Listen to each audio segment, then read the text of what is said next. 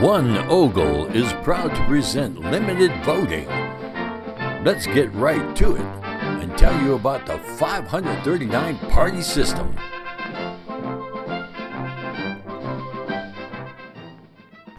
Hi, my name is James Ogle here in Central California. I'm going to be telling you about 4 ways of voting. You see, there's 538 names in the Electoral College. So if a little more than 538 or 539 names get ranked, it's actually, and each name puts a different word, like a party or a word by their name, whatever they pick, then it's a 539 party system.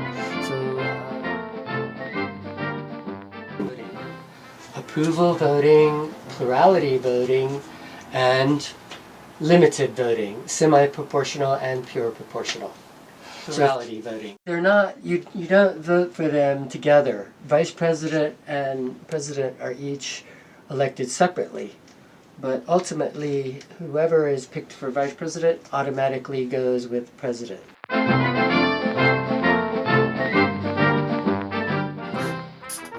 Okay.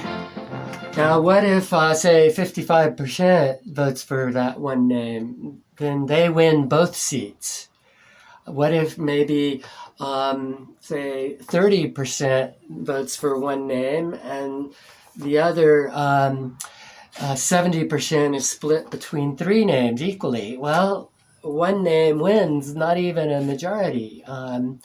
So the number of votes that count can be anywhere from maybe a little over 25% up to over 50%, 25 to 50%.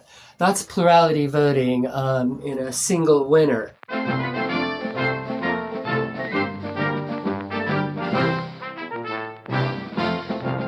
Approval voting is only the biggest one wins.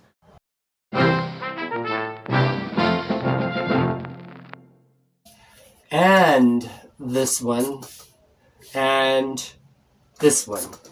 Now, maybe one of yours will win. However, the biggest group, the biggest one, always wins. So the biggest one.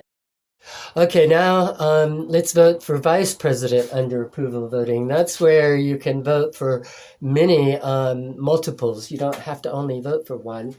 So say for some reason or another, we voted for this one and this one. Okay, well, only the one with the most votes will win, and everybody else doesn't win anything. Semi-proportional is when you use limited voting, you only get 1 check, but for 2 seats. So both president and vice president, but all the voters only get 1 check. See, in the U.S. Constitution, they gave 2 votes to each elector, one vote for the president, 1 vote for vice president.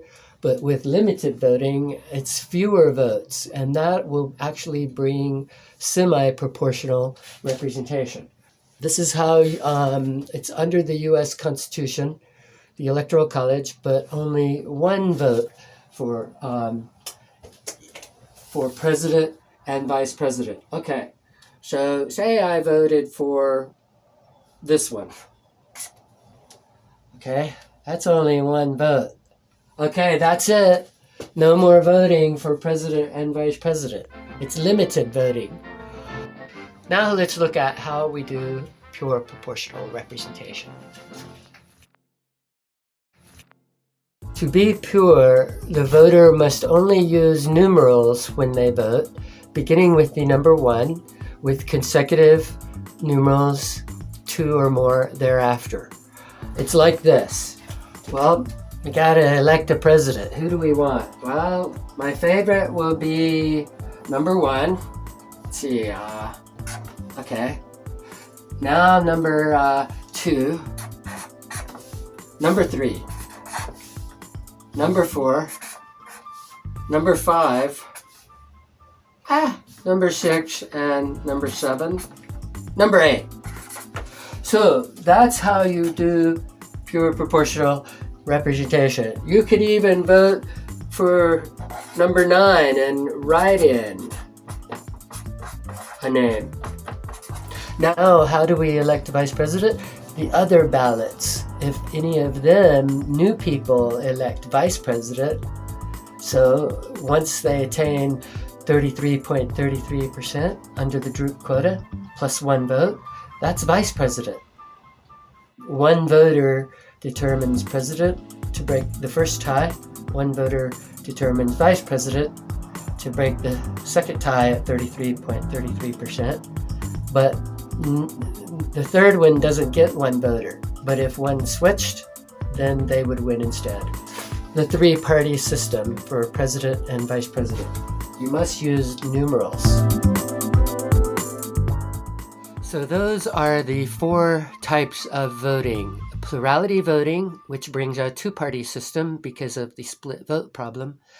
Approval voting, which brings a 1-party system because the biggest always wins and there's no split vote problem. And the 3rd and 4th ways are semi-proportional using the Droop quota with X's, or pure proportional using the Droop quota with numerals, number 1, number 2, etc. And now we're going to talk about the 539-party system. The president and vice president can actually bring 539 names as backups. So we'll be talking about under the Droop quota, you always add 1 more, and that's how many parties. So president, vice president, add 1. That's a 3-party system. The 538 Electoral College, add 1. It's a 539-party system. So you always add 1. So 1 divided by 539, that's the threshold for being elected to the Electoral College, equal across the board, coast to coast, no matter where you live. You simply put your state by your name, and you put your email or phone number by your name, and a word for a party. And that is the pure proportional representation Electoral College. So, for example, the top 55 names from California would be the California delegation for the Electoral College.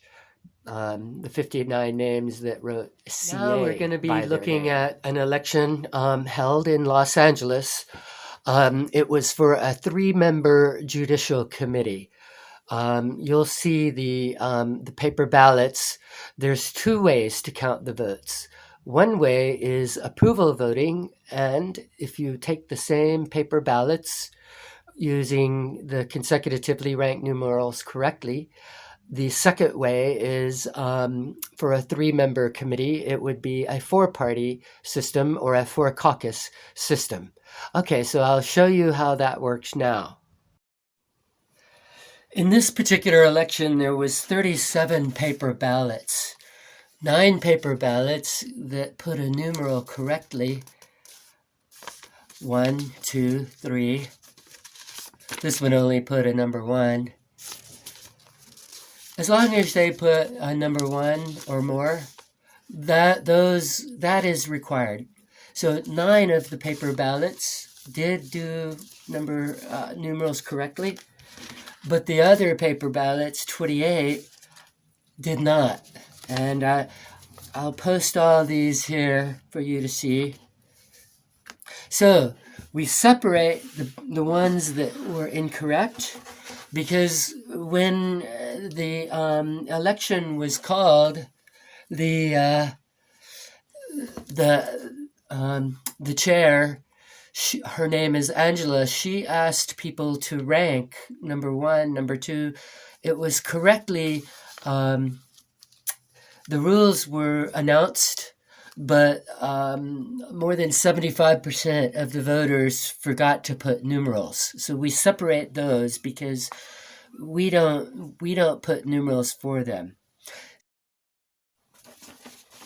But when you look at the records made by the secretary of that particular county committee, when he made recording, he recorded all the votes as a number one vote, even the ones that didn't put numerals.